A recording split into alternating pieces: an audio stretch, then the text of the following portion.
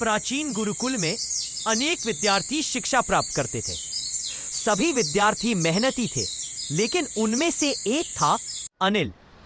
अनिल का हृदय बहुत कोमल था, मन उतना ही निर्मल जितना पर्वतों से बहती हुई नदी।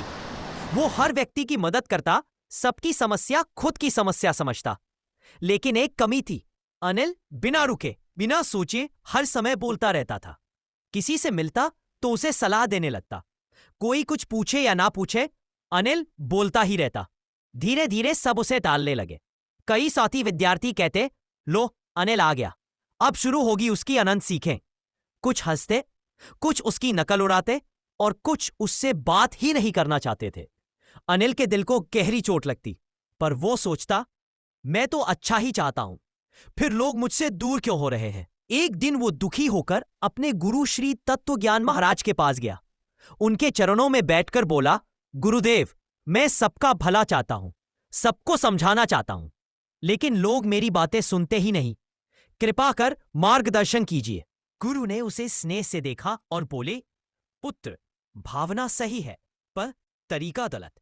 ज्ञान बोलने में नहीं, समय देखकर बोलने में है, और कई बार मौन शब्दों से अधिक सिखा देता है। गुरु ने धीरे से कहा, तुम्हें एक कहानी सुनाता हूं, ध्यान से सुनो। बहुत समय पहले एक महान राजा था। अपने राज्य के लिए उसे एक योग्य सलाहकार चाहिए था, कोई ऐसा जो समझदार भी हो और धैर्यवान भी। राजा ने दो विद्वानों को बुलाया, राघव और भूमिश। बहुत ज्ञानी था पर घमंडी, भूमिश शांत, धैर्यवान और विनम्र। राजा ने प्रश्न पूछा, सच्चा बुद्धिमान कौन है? राघव तुरंत बोल पड़ा, महाराज, मैं ही बुद्धिमान हूं, मुझे सब पता है, शास्त्र मेरे भीतर बसते हैं।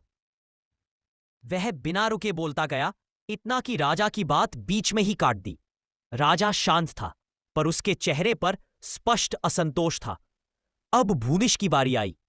वह विनम्रता से खड़ा हुआ और बोला, महाराज, बुद्धिमान वह नहीं जो बहुत जानता है, बल्कि वह जो सीखने की इच्छा कभी नहीं खोता, जो दूसरों को सुन सकता है